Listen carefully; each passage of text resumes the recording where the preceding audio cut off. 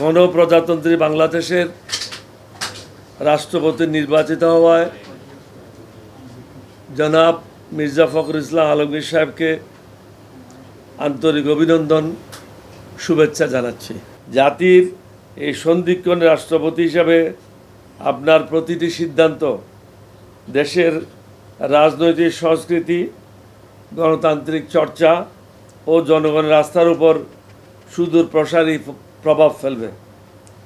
ব্যক্তি, দল ও গোষ্ঠীগত বিবেচনার ঊর্ধ্বে থেকে দেশ ও নাগরিকদের বৃহত্তর স্বার্থকে অগ্রাধিকার দেবেন এই প্রত্যাশা করি।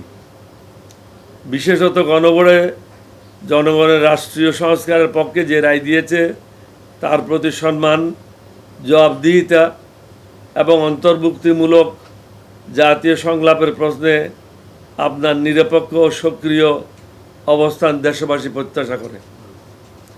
রাষ্ট্রপতি নির্বাচন সম্পন্ন হলেও জনগণের অধিকার, গণতান্ত্রিক মূল্যবোধ, জবাবদিহিতা ও জাতীয় স্বার্থ রক্ষার সংগ্রাম শেষ হয় না।